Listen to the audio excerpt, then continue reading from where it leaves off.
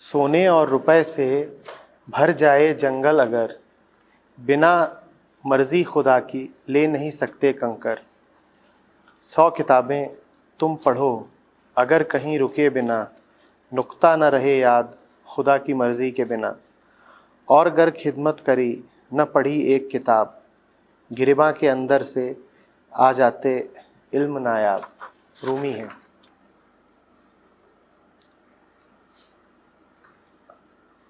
जितनी भी कीमती चीज़ों का जिक्र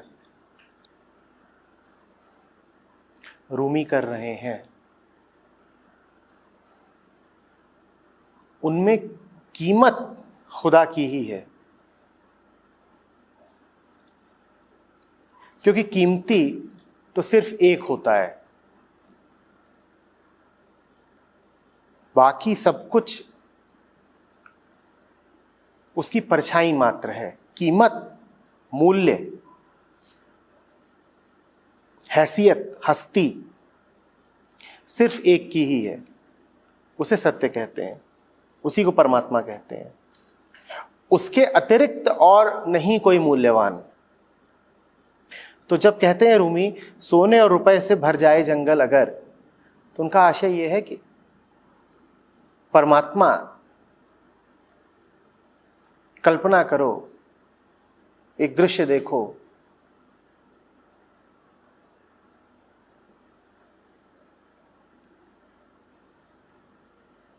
कि जंगल भर में, पत्ते पत्ते में, कण कण में तुम्हारे चारों ओर फैला हुआ है।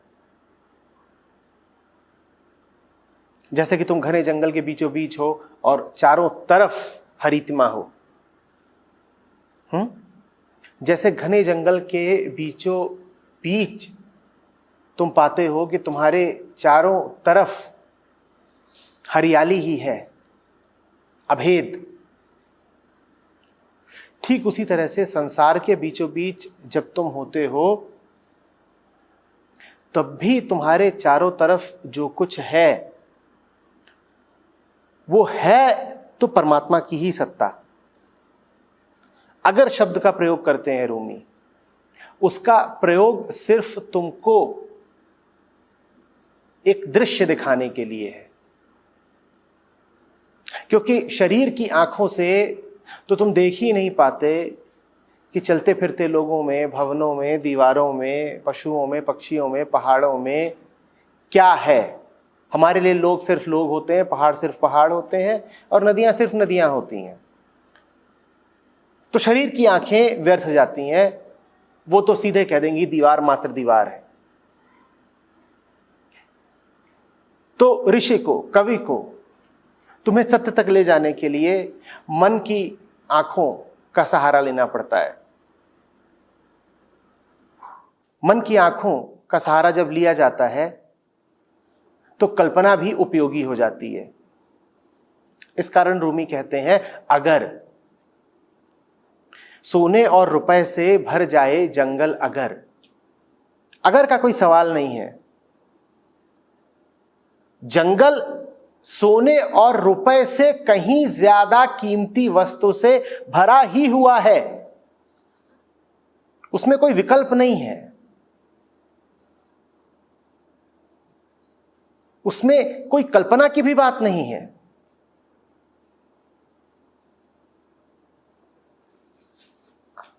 ये कवि का स्वप्न नहीं है। संसार रूपी जंगल परमात्मा रूपी सोने से ही भरा हुआ है। संसार रूपी जंगल परमात्मा रूपी सोने से ही भरा हुआ है।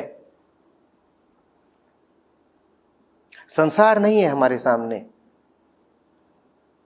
स्वयं परमात्मा ही खड़ा रहता है।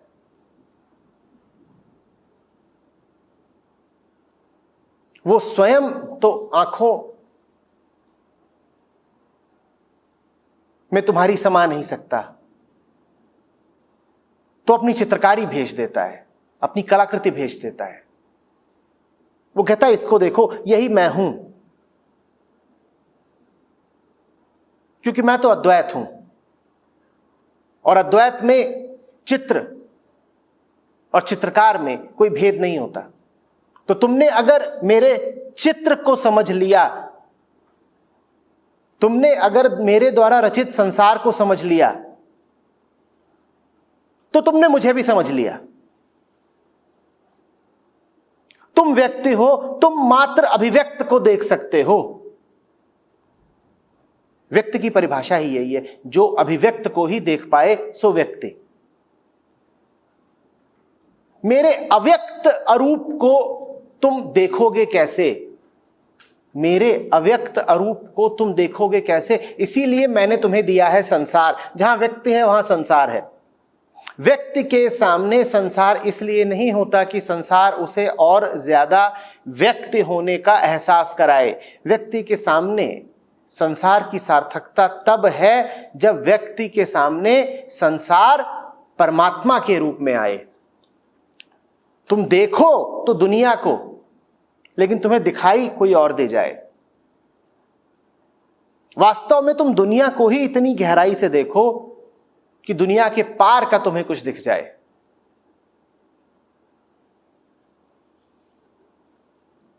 तो रूमी जंगल के सोने और हीरे और रुपए पैसे से भरे होने की जो छवि बनाते हैं, जो दृष्टांत लेते हैं, उसको जानिएगा कि जंगल है संसार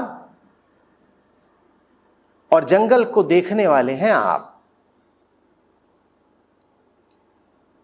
और उस जंगल में जो जादू है, जो सोना है, जो मूल्य है, जो जवाहरात हैं, वो है परमात्मा। संसार यदि हाड़ मास है तो संसार की धड़कन है परमात्मा। जैसे शरीर में कीमती होते हैं प्राण, जैसे शरीर को संचालित करते हैं प्राण, वैसे ही संसार को जो संचालित करे सो परमात्मा। मूर्ख होंगे आप अगर आप किसी व्यक्ति को देखें और कहें कि ये तो हड्डियां हैं या मांस है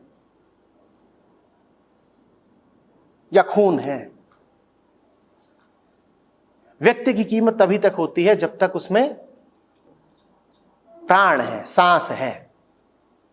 परमात्मा संसार की सांस है। जिसने ये जान लिया वही संसार में सम्यक रूप से जी पाता है, आनंद भोग पाता है। अन्यथा संसार आपके लिए वैसा ही हो जाता है जैसे बिना सांस का शव। जिस संसार में परमात्मा नहीं है वो प्राणहीन शरीर बराबर है। शरीर तो रह जाएगा, शरीर माने वो जो इंद्रियों को दिखाई पड़ता है। प्राण नहीं दिखाई पड़ते इंद्रियों को। तो आपकी आंखों को संसार दिखाई पड़ेगा, आप भवनों को छू पाएंगे, आप लोगों को देख पाएंगे, पर संसार से वो चला गया होगा जो संसार की जान है। याद रखिएगा, संसार में जान, जान माने परमात्मा। संसार में जान आपको दिखाई सिर्फ तब पड़ती है जब आप में जान होती है।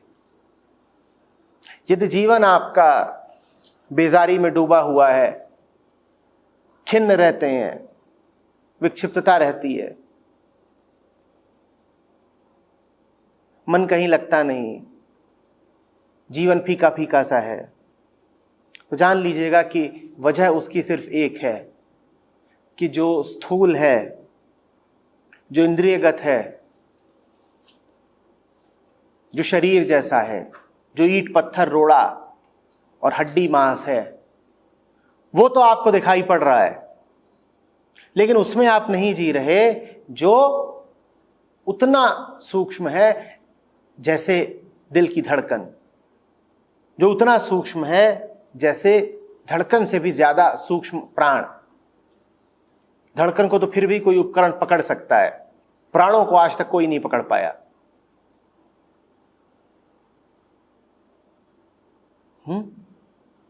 आगे कहते हैं रूमी, बिना मर्जी खुदा की ले नहीं सकते कंकर। क्योंकि संसार में दिख तुम्हें जो भी कुछ रहा है वो संसार का है ही नहीं।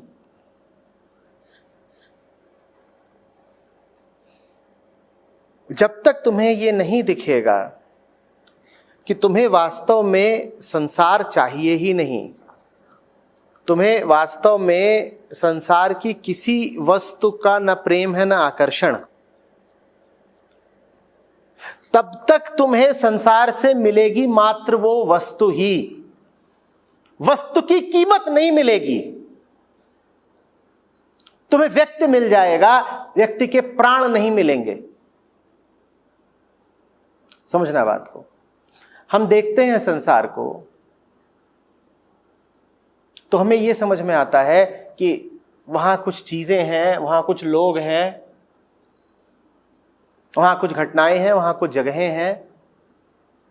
वो यदि प्राप्त हो जाएं तो भीतर की तृष्णा बुझ जाएगी। कोई ऐसा नहीं है जिसका मन संसार की किसी न किसी चीज में, व्यक्ति वस्तु विचार में जाकर के अटका हुआ न हो। जहां कहीं भी तुम्हारा मन जाकर के अटक गया है वहां तुमने आस ये बांध रखी है कि परमात्मा मिल जाएगा। परमात्मा नहीं कहना चाहते तो कह दो कि शांति मिल जाएगी, या कह दो कि पूर्णता मिल जाएगी। पूर्णता की आस के कारण ही तुम्हारे मन का पंछी बार बार उठ के किसी डाल पे जाके बैठता है। तुम्हें लगता है उसके फल में पूर्णता निहित है, चख लोगे तो तुम भी पूर्ण हो जाओगे। पूर्णता के अलावा तुम संसार की किसी वस्तु से कुछ मांगते नहीं। तुम्हारी सारी कामनाएं मात्र पूर्णता की कामनाएं हैं।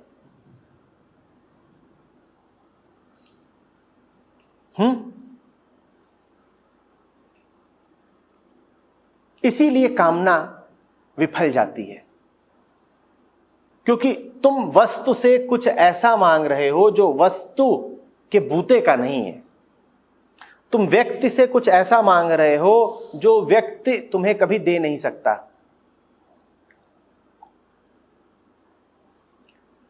और चूंकि कामना विफल जाती है इसीलिए कामना बनी रहती है, क्योंकि कामना का अर्थ था अतृप्ति। अंग्रेजी का शब्द वांट बहुत बताता है। वांट का अर्थ होता है कामना, और वांट का अर्थ होता है अतृप्ति भी। कमी को भी वांट कहते हैं, कमी को भी वांट कहते हैं और कामना को भी। तो कमी ही कामना बनती है।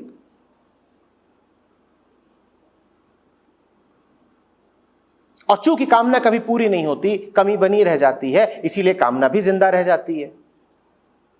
यही कारण है कि मनुष्य जीवन भर कामना के चक्र में फंसा रहता है, क्योंकि जहां तुम अपनी कामना की पूर्ति के लिए जा रहे हो वहां वो कभी पूरी होती नहीं।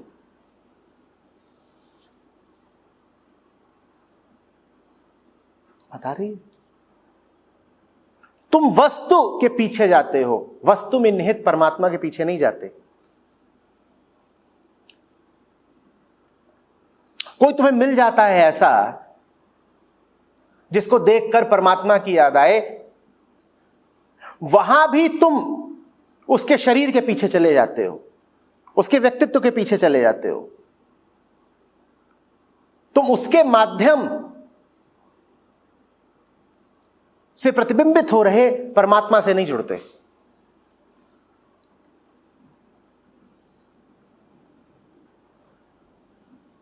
हालत हमारी ऐसी है कि कोई घुसे मंदिर में और मंदिर की साज सजावट और रौनक को देख करके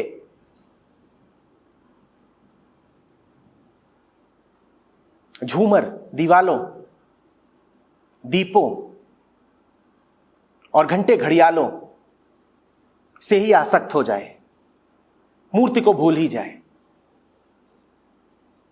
और फिर कभी कोई याद दिला भी दे तो जाकर के मूर्ति से दिल लगा बैठे, मूर्ति में जो अमूर्त छुपा बैठा है उसको भूल ही जाए। ऐसी हमारी हालत है। हमारी ऐसी हालत है कि जैसे किसी को कोई पत्र मिले और उसे पत्र से इतना मोह हो जाए कि वो लिफाफे को कभी फाड़े ही नहीं। उसे लिफाफे से प्यार हो गया, वो कह रहा है इसको फाड़ूं कैसे, अब मुझे तो प्यार है इससे। लिफाफा जब तक फटेगा नहीं तब तक भीतर का संदेश तुम्हें मिलेगा नहीं। हम लिफाफा फटने नहीं देते, हम लिफाफे को दुनिया बना लेते हैं, हम लिफाफे की पूजा शुरू कर देते हैं। लिफाफा हमारा प्रेम, हमारा परिवार, हमारा संसार बन जाता है। हम देख ही नहीं पाते कि संसार लिफाफा मात्र है जो हमें दिया ही इसीलिए गया था कि उसको फाड़ दें, उसके भीतर प्रवेश कर जाएं, उसके हृदय तक पहुंच जाएं और वहां जो शब्द छुपा बैठा है उससे एक हो जाएं। शब्द तक तो हम कहीं पहुंचते ही नहीं, छिलके तक रह जाते हैं, लिफाफे तक रह जाते हैं।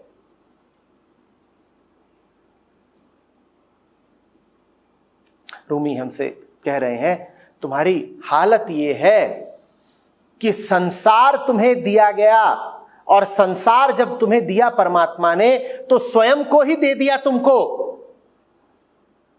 लेकिन स्वयं को दिया उसने किस रूप में? उस रूप में जिस रूप में तुम्हारी इंद्रियां देख पाएं। संसार एक तरह का कोड है,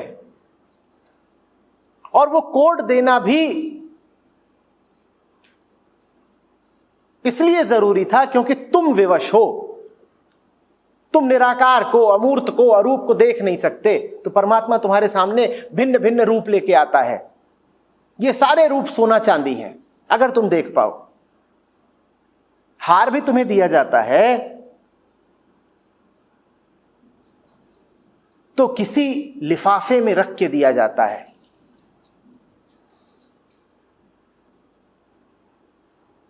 उसकी भी एक कवरिंग होती है, उसका भी एक आवरण होता है, एक पेटी होती है। इतनी बुद्धि तो होनी चाहिए तुम में कि उसकी पेटिका को खोलो और भीतर जो हार रखा है उस तक पहुंचो। आध्यात्मिकता का अर्थ है वो बुद्धि रखना जो हार की पेटी को खोलना जाने, और वो आंख रखना जो भीतर के हार को देखना जाने।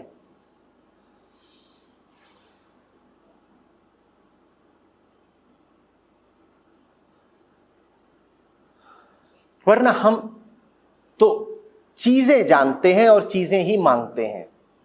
चीज मांगोगे चीज मिल जाएगी, लेकिन जो भी चीज तुम मांग रहे हो उसके माध्यम से जो मांग रहे हो, वास्तव में जो मांग रहे हो, वो नहीं मिलेगा तुमको। दुनिया से जब भी तुम कुछ मांगते हो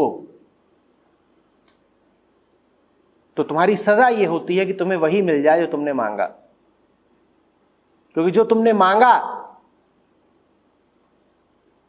वो तो तृण बराबर था, उसकी कोई कीमत नहीं।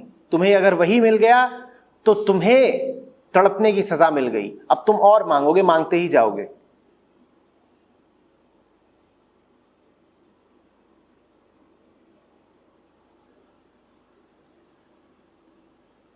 रूमी कह रहे हैं प्रार्थना करो कि तुम्हें वो आंख मिले जो तुम्हें पेटी खोलने में मदद दे। प्रार्थना करो कि तुम्हें वो आंख मिले जो तुम्हें इस झूठी आस से बचाए कि लिफाफे में कुछ है। लिफाफे की अपने आप कोई कीमत नहीं, लिफाफे को तो फटना होगा, लिफाफे को तो फट के गिरना होगा, तब उसके भीतर जो है वो अनावृत होता है। तुम कब तक लिफाफों से ही चिपके रहोगे?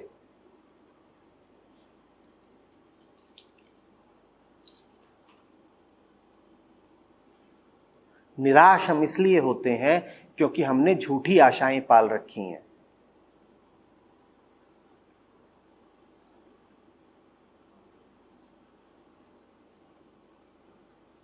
हालत हमारी ऐसी है जैसे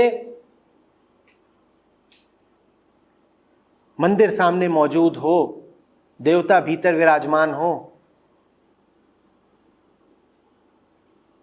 लेकिन हमने मंदिर का उपयोग सिर्फ दीवारों पर सर पटकने के लिए किया हो। मंदिर का ऐसा उपयोग भी किया जा सकता है, क्यों नहीं? तो संसार मंदिर है जिसके मध्य में देवता विराजता है। लेकिन आप इतने अंधे भी हो सकते हो कि आपको मंदिर में देवता ना दिखाई दे, मात्र दीवारें ही दिखाई दें। और जब आपको मंदिर में सिर्फ दीवारें दिखाई देंगी तो उनका उपयोग आप यही करोगे कि उनसे आसक्त हो जाओगे, उनसे प्रेम मांगोगे, उनसे सत्य मांगोगे, उनसे शांति मांगोगे, और कोई दीवार आपको प्रेम सत्य शांति दे नहीं सकती। तो अंततः उन्हीं दीवारों पर सर पटक के मर जाओगे और कहोगे इन दीवारों ने मुझे निराश किया, मंदिर ने मुझे निराश किया। ना, वो दीवारें थी रास्ता बताने के लिए, वो दीवारें थी बताने के लिए कि हमें लांघ जाओ, हमारे मध्य से गुजर जाओ, हमें फांद जाओ। देखो दरवाजा भी है, उसे खोलो और भीतर प्रवेश करो। दीवारें इसलिए नहीं थी कि तुम दीवारों पर ही ठहर जाओ। संसार इसलिए नहीं है कि उसके दृश्यों पर ठहर जाओ, उसके आकर्षणों पर ठहर जाओ। संसार इसलिए है कि उसे लांघ जाओ। संसार रास्ता बताता है। मंदिर की दीवार तुम्हें रोकने के लिए नहीं होती, मंदिर की दीवार तुम्हें भीतर प्रवेश कराने के लिए होती है। मंदिर की दीवार रास्ता बताने के लिए होती है। संसार मंदिर जैसा ही है।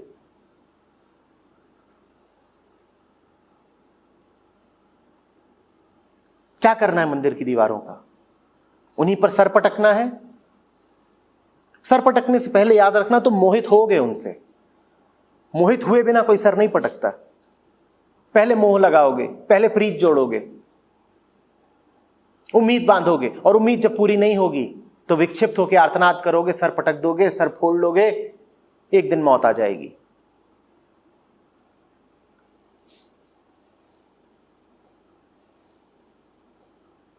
ये दीवारें तुम्हारी दुश्मन नहीं है। इस मानसिकता में भी मत चले जाना। पहले तो तुम्हें लगता है कि ये दीवारें ही देवता हैं तुम्हारा, और जब दीवारें देवता तुल्य नहीं सिद्ध होती तो तुम कहते हो ये दीवारें दुश्मन हैं।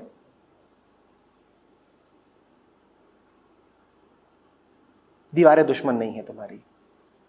दीवारों ने कब कहा कि हम तक ही अटक जाओ? जब दीवारें दुश्मन लगती हैं तो तुम दीवारों से ही दूर हो जाते हो। जब दीवारों से दूर होते हो तो क्या करते हो? मंदिर से ही दूर हो गए, देवता से भी दूर हो गए। संसार से जो दूर हो जाते हैं ये कहकर कि संसार ने हमें कष्ट दिया और चोट दी, वो संसार से नहीं दूर हो रहे, वो उस एकमात्र उपलब्ध अवसर से दूर हो रहे हैं जो उन्हें देवता तक ले जा सकता था। मंदिर के अलावा देवता को कहीं पाओगे नहीं। मंदिर की दीवारों से चोट खा करके अगर दीवारों से दूर हुए तो दीवारों से ही नहीं, देवता से भी दूर हो गए। यह हाल उनका होता है जो कहते हैं कि भगवान को खूब खोजा, सत्य को खूब तलाशा, मिला नहीं, इसीलिए अब हमने तलाश ही बंद कर दी, या हमने मान लिया कि सत्य जैसा कुछ होता नहीं। तुम पहले भी गलत कर रहे थे, अब और गलत करते हो। तुमने गलत जगह पर तलाशा, तुमने गलत जगह पर तलाशा और चोट खाई, और चोट खाने के बाद भी तुम्हारी आंख नहीं खुली। तुम ये नहीं मान रहे कि तुमने गलत तलाशा, तुम कह रहे हो जो मैंने तलाशा उसकी हस्ती ही नहीं है। ये कैसा निष्कर्ष है? खोट तुम्हारी खोज में थी।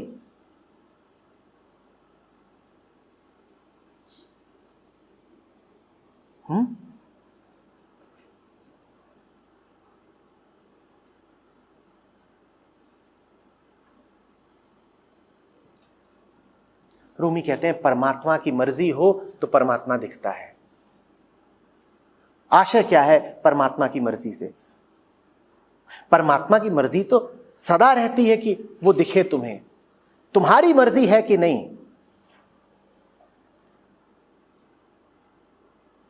परमात्मा की कब मर्जी है कि वो छुपन छुपाई खेले तुमसे या कष्ट दे तुम्हें?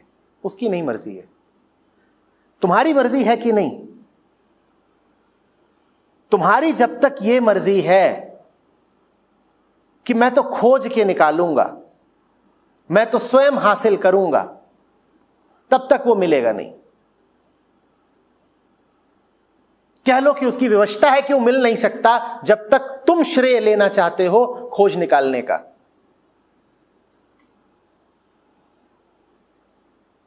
वो तो मिलता तब है जब तुम अपने हथियार डाल दो, अपने प्रयत्न डाल दो, प्रार्थना मात्र शेष रह जाए और तुम कहो कि मेरा कुछ भी करना बड़ी मूर्खता होगी।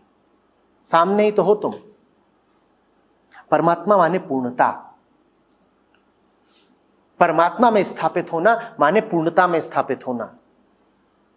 जो पूर्णता में स्थापित है वो वस्तुओं में परमात्मा को खोजना छोड़ देता है। तुम खोजने तभी निकलते हो ना जब दिल में पहले खोखलेपन का भाव रहता है, अधूरेपन का।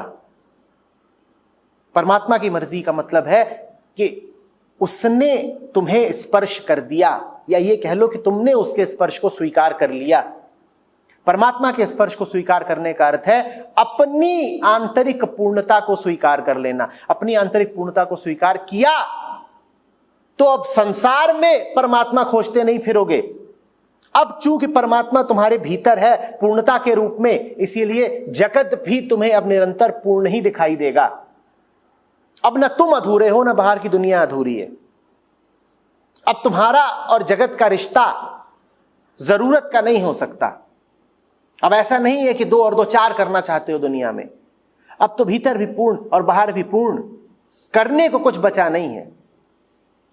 दुनिया में अब तुम इसलिए नहीं हो कि वहां से कुछ पा लो, अपने आप को बना लो, उपलब्धियां हो जाएं, कुछ हासिल कर लो। अब दुनिया में इसलिए हो कि बस हो, बेवजह बस हैं, बस हैं, कुछ हासिल नहीं हो जाना है। तरसती लरजती आंखों से जो दुनिया को देखेगा वो तरसता ही रह जाएगा।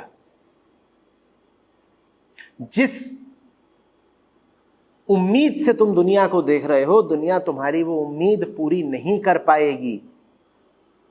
दुनिया में वो औकात ही नहीं।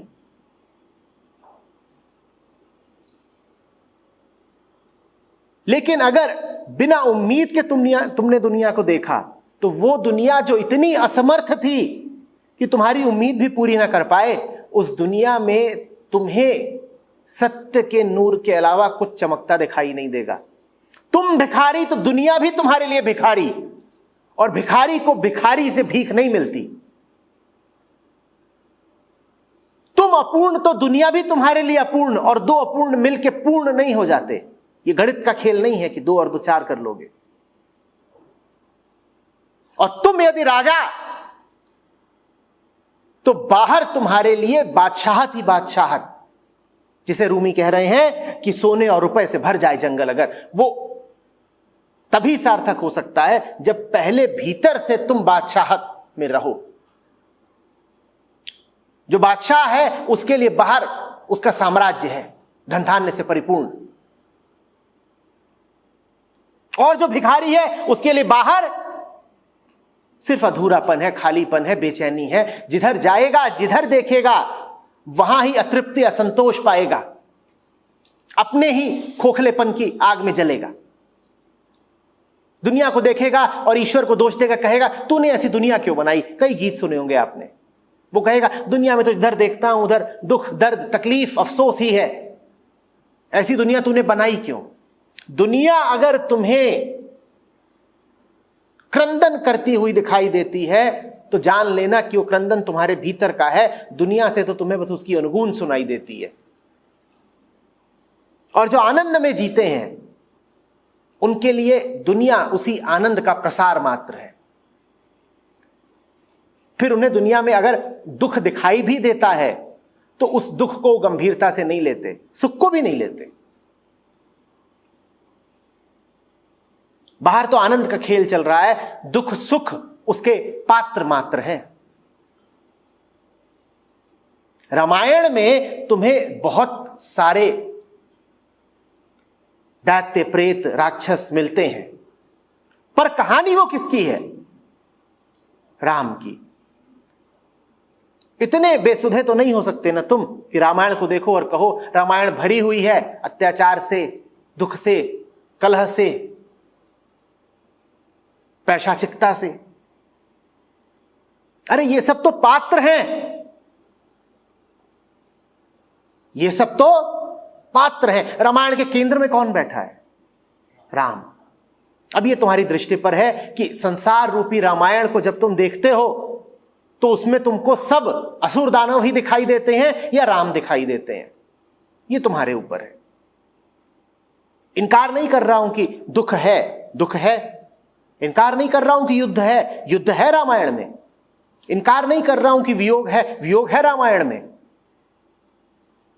जितनी बातें तुम कहते हो और जितने आक्षेप तुम लगाते हो उन सब में यथार्थ है, पर तुम्हें क्या उतना ही दिखाई दिया? तुम्हें सीता हरण तो दिखाई दिया, तुम्हें ऋषियों के यज्ञ में विघ्न तो दिखाई दिया, तुम्हें रावण की अधार्मिकता तो दिखाई दी, तुम्हें दशरथ का अंधापन तो दिखाई दिया, तुम्हें रामायण में कुछ और ना दिखाई दिया?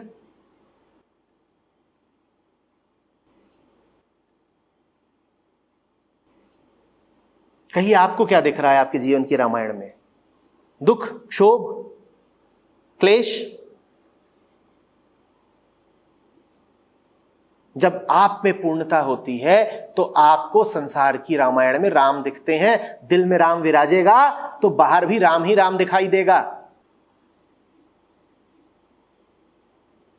नहीं तो ऐसे भी बहुत हैं जो विद्वत्ता के नाम पर रामायण में ही खोट निकाल देते हैं। वो कहते हैं ना, ये तो अन्याय और अत्याचार से भरी हुई कहानी है। कई मिलेंगे आपको ऐसे बुद्धिजीवी। उन्हें बुद्धिजीवी कहना बुद्धि का अपमान है। उन्हें कहो मायाजीवी, उन्हें कहो भ्रमजीवी।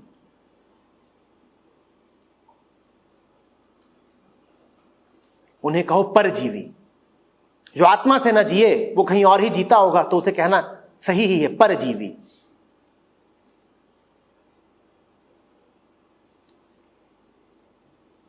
और तुम उन्हें गलत साबित न कर पाओगे तर्क से, क्योंकि वो जो कुछ कह रहे हैं वो ठीक है। ठीक है लेकिन अधूरा है, बहुत अधूरा है। तुम जो कुछ कह रहे हो ठीक कह रहे हो, पर तुम्हें उसके आगे का कुछ नहीं दिखाई देता। तुम्हें भी जो शिकायतें हैं जीवन से वो सारी ठीक हैं। तुम झूठ नहीं बोलने आए हो। तुम्हारे साथ यहां बुरा हुआ, तुम्हारे साथ वहां लूट मची, तुम्हारे साथ यहां विपन्नता आई, वहां विपत्ति आई, तुम्हें धोखे मिल गए, तुम्हें कष्ट मिल गए, तुम अज्ञान में हो, तुम अंधकार में हो। सारी बातें ठीक है, पर इनके अलावा कुछ और नहीं है क्या? कहो इनके अलावा कुछ और है कि नहीं है? जंगल जाओ और तुमसे पूछा जाए क्या देखा,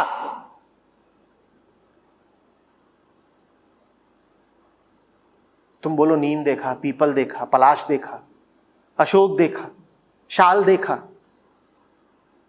और कंकड़ देखे और पत्थर देखे, और गीदड़ देखा और बिल्ली देखी, और हिरण देखे और तेंदुआ देखा। और तुम्हारी सूची बढ़ती ही जाए और कभी तुम ये ना कहो कि सौंदर्य देखा और शांति देखी, तो कितने विपन्न हो तुम। तुमने क्या देखा? निहायत अंधे हो।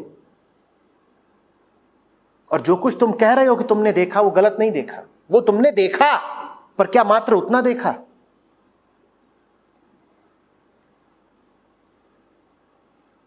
संसार सौंदर्य से भरा हुआ है, संसार ऐश्वर्य से भरा हुआ है। ऐश्वर्य शब्द ही ईश्वर के बहुत करीब है। तुम्हें क्या दिख रहा है वहां? तुम बताओ। मच्छर और धूल और बीमारियां और अंधेरा और मकड़ी के जाले, ये भी खूब होते हैं जंगल में। इन्हीं को देखते रह गए। इन्हीं किन्हीं जंगलों में जाकर के सिद्धार्थ गौतम बुद्ध हो गए थे और तुम्हें वहां बस मकड़ी के जाले दिखाई दिए। कहो क्या देखा? बोलो क्या देखा? क्या देखा? ये प्रश्न बिल्कुल यही है कि अपने आप को क्या पाया। कोई तुमसे पूछे क्या देखा तो उत्तर की प्रतीक्षा मत करो। कह दो जो हूं सो देखा, जैसी दृष्टि वैसी सृष्टि। जो हूं वही तो दिखेगा। भीतर से अगर खाली हूं तो बाहर भी बस खालीपन दिखाई देगा, और यदि भीतर से आत्मा हूं तो बाहर मात्र परमात्मा दिखाई देगा।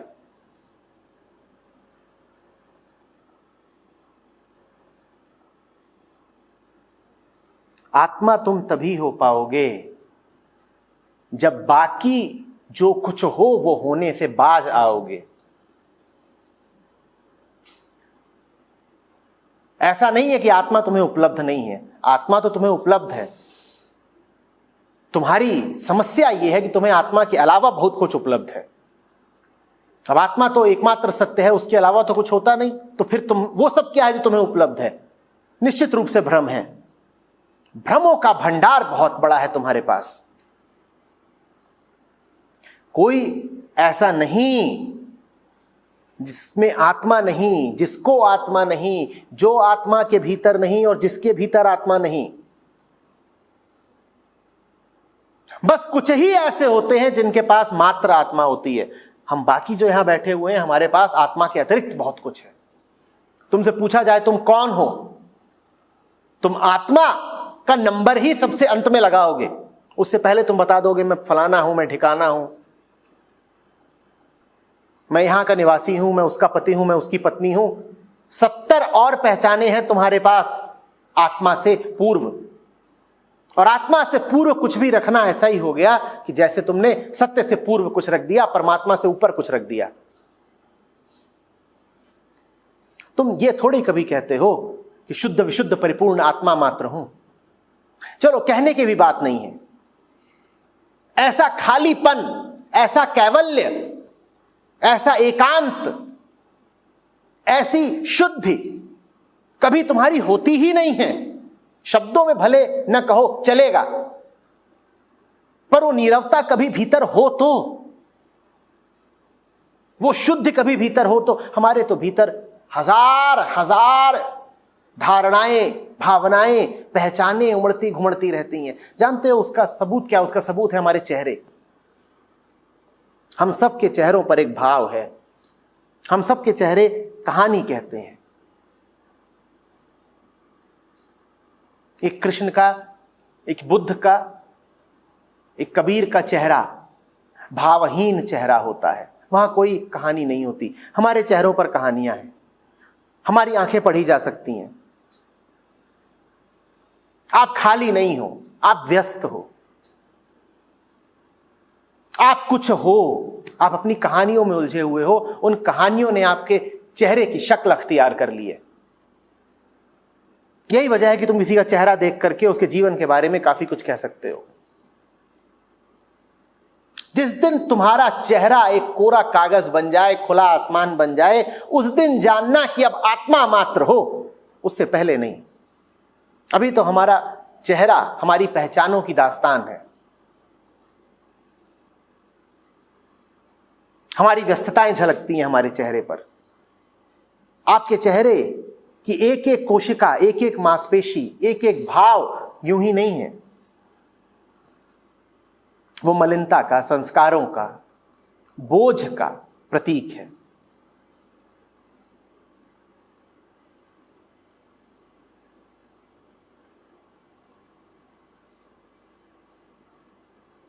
बुद्ध का चेहरा दर्पण जैसा हो जाता है। अब वहां कुछ नहीं है। उनके चेहरे को देखोगे तो वहां कुछ ना दिखाई देगा, बल्कि वहां तुम्हें अब अपना चेहरा दिखाई देगा। हमारा चेहरा नहीं ऐसा। हमारा चेहरा एक चित्र जैसा है, एक निरंतर बदलते हुए चित्र जैसा। जैसे जैसे मन बदलता रहता है, वैसे वैसे हमारा चेहरा बदलता रहता है। हमारे चेहरे में किसी को प्रतिबिंब नहीं दिखाई देगा। हमारा चेहरा किसी के लिए उपयोगी नहीं।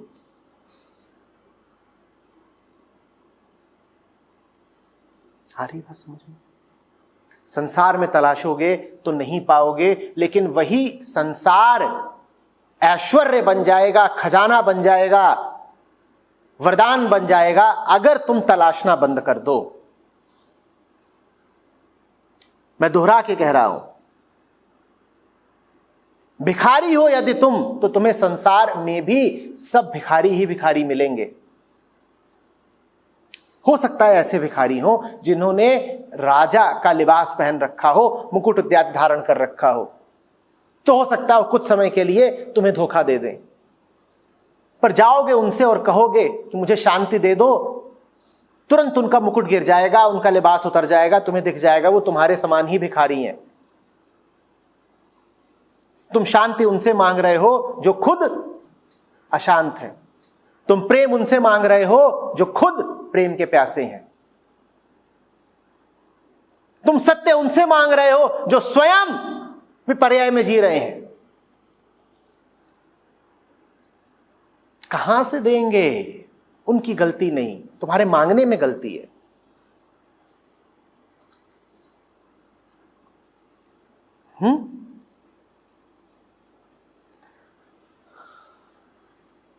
पूरे हो जाओ भीतर से, फिर देखो कि आनंद ही आनंद लहलहा रहा है बाहर भी। अभी कहां तुम्हारे लिए आनंद है? सांझ, इतना सुंदर मौसम था, तेज हवा, ठंडक, हल्की बूंदाबांदी, भर गए तुम। चेहरे बदले क्या? तुम खाली हो पाए? बाहर बाहर बादल थे और बूंदें थीं और वरदान था ईश्वर का, और भीतर क्या था? चिंताएं, समस्याएं।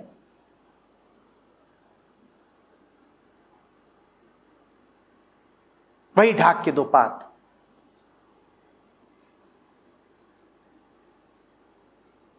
डूब पाए बाहर जो बारिश थी उसमें? बाहर की बारिश में डूब पाओ, इसके लिए आवश्यक है कि पहले भीतर तुम परमात्मा में डूबे हुए हो। नहीं तो बाहर से तुम पर अनुकंपा बरसती रहेगी, अवसर आते रहेंगे, तुम भीतर की समस्याओं से ही ग्रस्त रह जाओगे।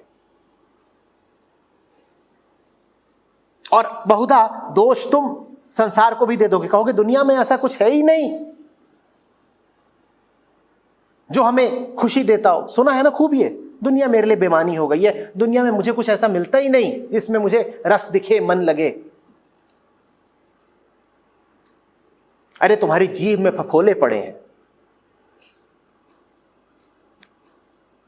तुम्हें स्वादिष्ट से स्वादिष्ट भोजन भी दिया जाए तो तुम्हें क्या स्वाद आएगा? अपनी जीभ ठीक करो। और जीभ में फफोले पड़े क्यों? क्योंकि भूख के दीवाने हो बैठे थे। पेट की भूख बुझाई जा सकती है, मन की भूख कभी नहीं मिटती, और वो ऐसी होती है कि बावरा कर देगी तुमको। गर्म पानी गटक जाओगे, मुंह में फफोले ही फफोले।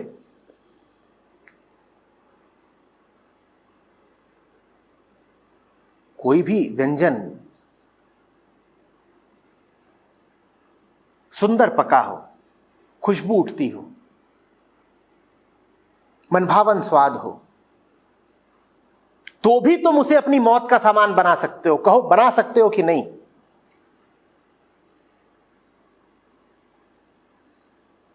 सुंदर गोल गोल पूड़ियां हो तुम्हारे सामने, छन छन अभी कढ़ाई से आती हो, और उठाओ 10 पूड़ियां एक साथ, भूख में मदहोश होके, और ठूस दो अपने गले में।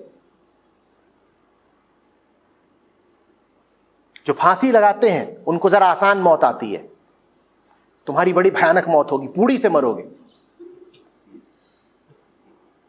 किसी को बताते भी लाज आएगी, गले में पूड़ी ठूस के मर गए।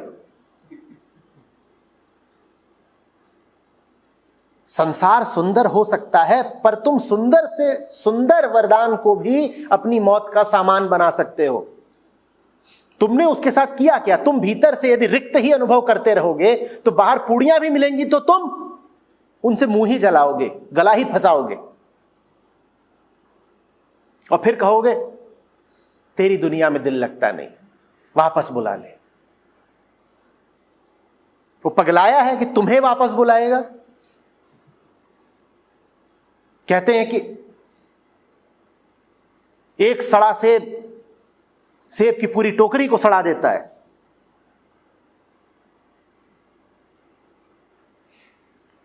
तुम्हें वापस बुलाएगा। वो वापस भी उनको बुलाता है जो उसके जैसे हो जाते हैं। सिर्फ वही होते हैं जो संसार के चक्र से निकल के उसके पास वापस चले जाते हैं। तुमसे तो कहेगा अभी था पुड़िया खाइए, एक मौत हो गई है, कोई बात नहीं, आप दूसरा जन्म लीजिए। बहुत औरतें हो रही हैं गर्भ से, जाइए।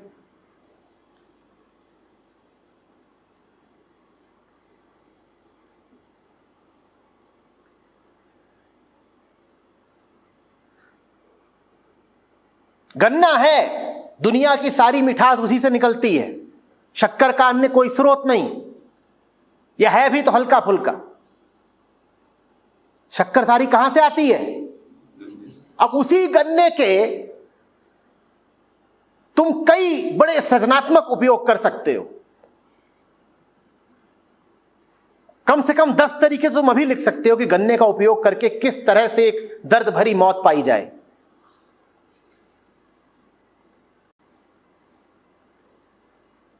गन्ने से भी तुम मिठास ले सको, इसके लिए भीतरी पूर्णता चाहिए ना, कि ठीक है, शक्कर है, मिठास है, रस है, लेकिन ऐसा नहीं है कि नहीं मिलेगी तो हम व्याकुलता से मर जाएंगे।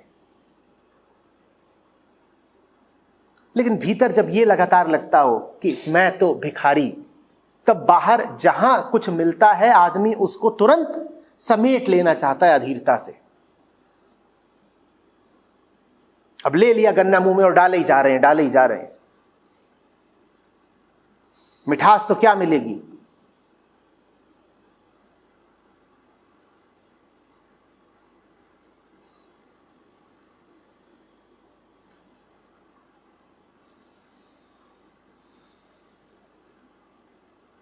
और हम तो कलाकार लोग हैं, जुगाड़ जानते हैं। गन्ना पेट तक पहुंचाने की जल्दी थी, तो शरीर में अन्य छिद्र भी हैं। कौन इंतजार करे कि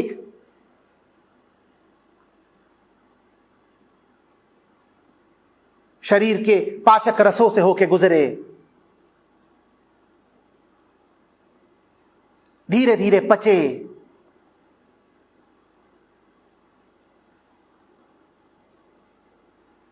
फिर मांस मज्जा बने, फिर धमनियों में प्रवाहित हो। कौन इंतजार करे?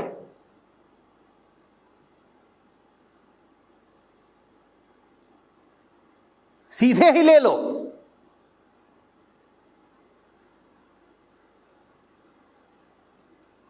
और फिर तुम कहोगे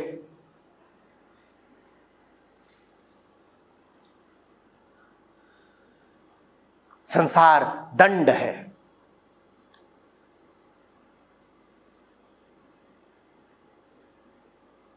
संसार दंड है या तुम झंड हो?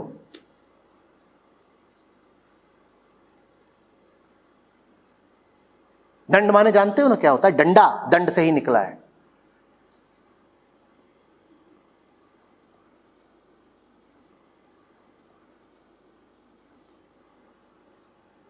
तुमने गन्ने को भी डंडा बना दिया है।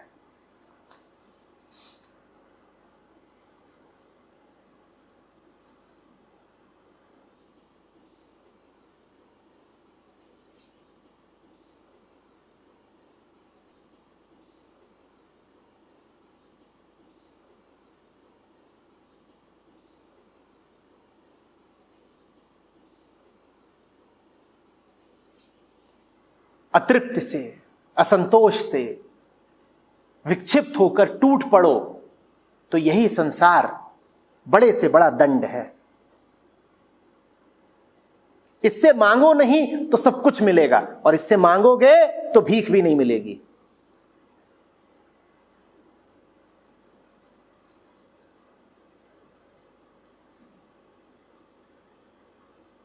समझ रही हैं? जब जब नहीं मिला है उसका कारण सिर्फ एक है, क्या? आपने मांगा है। कभी लगे कि जीवन से कुछ मिला नहीं, कोई कमी रह गई, तो कारण बस एक जानिएगा, क्या? आपने मांगा। जो मांगते हैं उन्हें कभी मिलता नहीं, जो नहीं मांगते उन पर बारिश हो जाती है।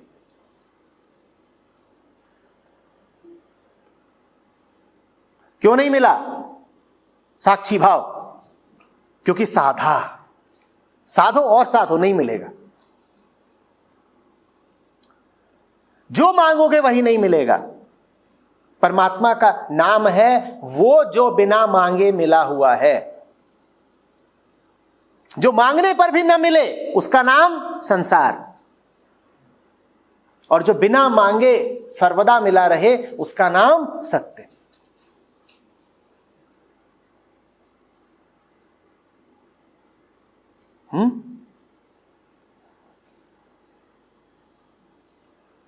क्यों चेहरा उतरा हुआ है? क्या नहीं मिला? वही तो नहीं मिला जो मांगा। क्यों मांगा?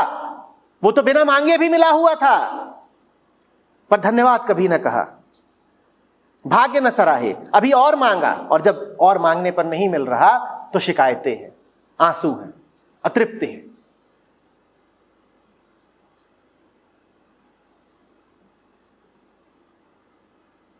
कौन जिम्मेदार है तुम्हारे कष्ट के लिए तुम्हारे अलावा? परमात्मा को दोष मत देना। उसने तुम्हें संसार दिया था, तुमने सुख दुख के खेल का निर्माण कर लिया।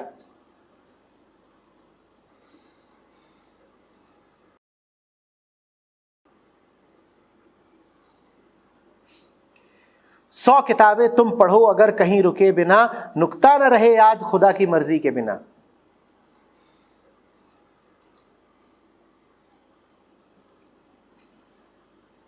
शब्द तुम शब्द की खातिर तो पढ़ते नहीं, किताबें तुम इसलिए तो पढ़ते नहीं कि तुम्हारी स्मृति और पोषित हो जाए। जो भी कुछ करते हो, जो भी कुछ करते हो, वो करते तो इसीलिए हो ना कि जरा तृप्ति में आ जाओ, जरा शांति मिल जाए, कुछ मिल जाए, उस किताब से कुछ हासिल हो जाए। जो हासिल करना चाहते हो किताब से, फिर कहता हूं वो किताब कभी दे नहीं पाएगी। और किताब किताब का भेद नहीं है इसमें। ऐसा नहीं है कि ऊंची किताब पढ़ोगे, अच्छी किताब पढ़ोगे तो उससे कुछ मिल जाएगा। घटिया किताब तो तुम्हें कुछ दे ही नहीं सकती, बढ़िया किताब भी कुछ नहीं दे सकती है। जिन्हें आप धर्म ग्रंथ कहते हो वो भी सिर्फ सहारा होते हैं, वो भी सिर्फ प्रमाण देते हैं, वो भी सिर्फ सत्यापन करते हैं। तुम उनके पास जाते हो, तुम उनमें वही पाते हो जो तुम हो, नया कुछ नहीं। तो अगर मिला है तुम्हें कुछ, कोई अनुभव है तुम्हारे पास, कोई प्रतीति है, सत्य में उतरे हो तुम, कोई हीरे मोती हाथ लगे हैं तुम्हारे, धर्म ग्रंथों के पास जाओगे वो इतना ही बता पाएंगे, हां पहले नहीं हो तुम, ये हीरे मोती हमें भी मिले थे, ये अनुभव हमें भी हुए थे, जो तुम्हें हो रहा है उससे घबरा मत जाना, ऐसा होता है, ऐसा होता आया है। धर्म ग्रंथ मात्र सहारा दे सकते हैं, प्रमाणित कर सकते हैं, सत्यापित कर सकते हैं। जो तुम्हारे पास है ही नहीं वो तुम्हें वो दे नहीं पाएंगे। अपनी आंखों की रोशनी में तुम पढ़ते हो, कोई धर्म ग्रंथ तुम्हें आंखों की रोशनी नहीं दे सकता।